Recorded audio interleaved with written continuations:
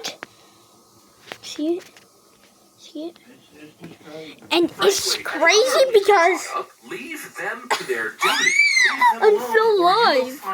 I'm still alive, guys. You are not the person that you Ain't are this pretending crazy? to be on the streets, and definitely leave And the innocent moms I just heard my simply door going about their open way, going about their business.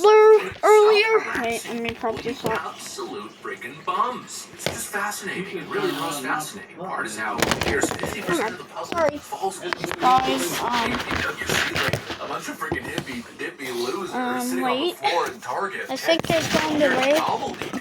And I feel like if you're a normal human being, you see that stuff and you go, what is wrong with these people? It's so fascinating how anybody supports this. These left-wing LARPers are the epitome of pathetic. They're pretending to be revolutionary warriors, while what they're really doing is harassing helpless women on the streets or taunting cops, usually behind a cell phone, poking the bear, hoping to get clawed in return so then they can go to social media and run for friggin' online martyr points. Ooh, they love those social media cookies. It's just so pathetic. I'm sick of seeing these useless, unemployed losers causing chaos and mayhem on the streets for really no purpose. All of it usually motivated by some totally false premise. Please, my advice to all of you, get a job, get off the streets, do something else with your life before you end up securing a very unfortunate prize for yourself. It's all just so pathetic. Anyways, that's what I got for you guys. Thanks for watching, and I'll see you on the next one.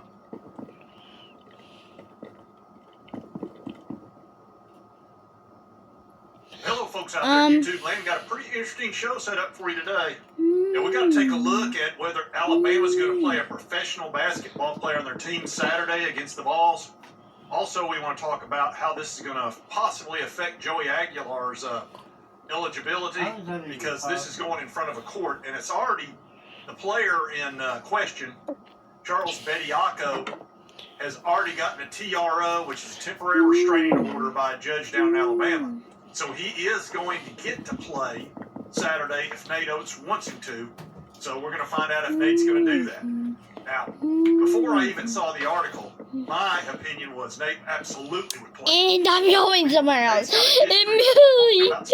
Oh my god. And he even laid out a reason why he thinks this would be good for college basketball with him playing. Don't pause the I video, know that but sounds kind of crazy.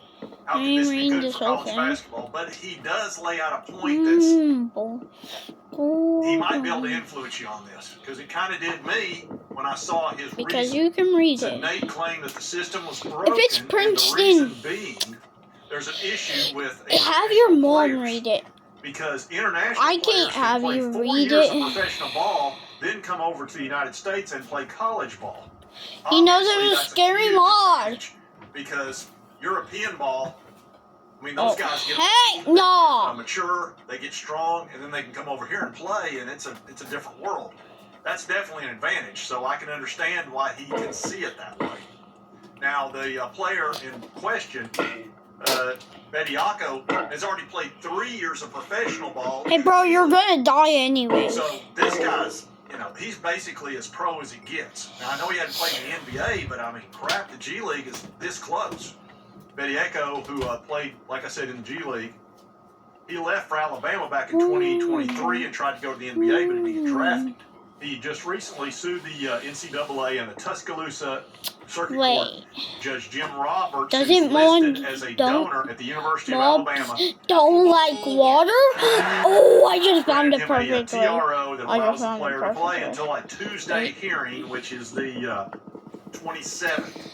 So there'll be a full hearing on if he gets a restraining order on Tuesday, then he's good for the rest of the season. And the NCAA hates this. They've publicly come out and said they're vehemently against Bediako becoming eligible, and decried the precedent it would set. Now the NCAA knows that if you can let those come back, because those guys that left were one and done. All those dudes can come back. So this could get crazy. Now, how this would affect Joey, I've been thinking about this quite a bit, and we're in this weird situation where we've got a judge who had given Diego Pavia an extra year because he had only played 3 years Division I. He had played 2 years of JUCO ball. And he had basically said the reason he gave the restraining order to Diego Pavia, and we've covered this quite a bit. The federal judge said there'd be a strong likelihood of success in his antitrust lawsuit against the NCAA.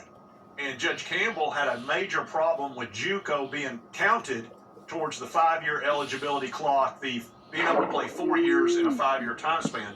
He thought that was a major problem with antitrust rules in the Sherman Act. So that's why he gave Pavia that extra year and gave him, well, he just gave him an injunction until the full trial. Well, they never had a full trial because the NCAA realized, oh crap, we've been told we're going to lose. So they gave every JUCO guy 1 year and based it on the virus, which was punting rather than losing. They figured, let's just get this out of here because we're going to lose. And once a judge tells you there's a high likelihood of success and gives a restraining order, you probably, you're going to lose. Well, there is a lot of thought now that maybe that won't be the case, that Joey will not get the extra year, which doesn't make, I've not had anybody explain to me why that would not be the case. Because you've got a judge who had an identical situation to what Joey and Diego have, which is they both played 3 years of Division I and 2 years of JUCO. JUCO, if it doesn't count, then Joey absolutely should get 1 more year. Now, there's about 20 plus guys besides Joey that have joined this lawsuit. So that may have slowed down the judge of saying, I need to look at everybody in this and not just say everybody gets to play. So they're going to have a hearing on the 10th at 1 o'clock, which I believe is Central Time, in 2 weeks. And then we'll find out for sure. But here's the thing. If you can play professional ball and it doesn't count towards your Division I, then there's literally no way in the world that JUCO ball would count towards Division I, because professional ball, you're getting paid. And you're getting paid well. So that should have nothing to do with antitrust. Whereas JUCO, you don't get paid anything. And the other deal on this is I guess what the judge in Alabama is saying, hey, that's not part of the NCAA. If you go play the G League, that doesn't count as your 4 years of Division I, because the NCAA and G League they don't have anything to do with each other.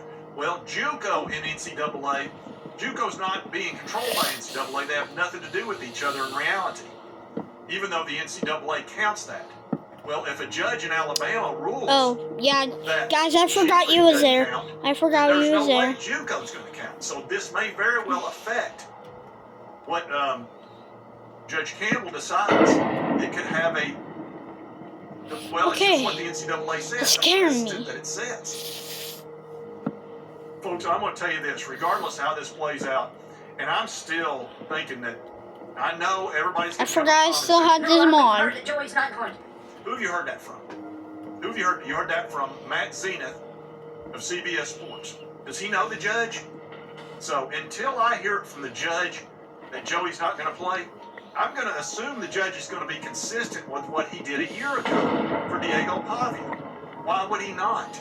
It's rare to have a judge say, look, I screwed up. I shouldn't have given that guy an injunction. Oh my god. I should not have said I shouldn't play this mod right. How many judges I'll let you all read this. like to go out and tell people they were wrong? I was not exactly right. And that's even the phone. Not exactly right. And want to know why? Because they don't have to. Now, they may get reversed on appeal. He twists his neck. But this is not an appeal situation. You're judging yourself. No. And usually the judge We ain't doing this. He judges We himself ain't doing well. this, the sucker. I'm going to quit saying judge. That was too many. Guys. I'm There's just supposed not to be a convinced that he's not going to get that extra year. snowstorm It's not. And this could tomorrow. absolutely You better affect get your refrigerator good. Okay. There are a lot of dates Bye. coming up that are very I interesting. forgot This to tell Tuesday, you. which would be the 27th, in Alabama. I'm not making no more plays. You've got the This Mensa case, which is is my last one, whether guys. or not Darian Mensa is going to be able to go to Miami Bye. from Duke, even though he's under contract. And then you've got the Joey Aguilar case,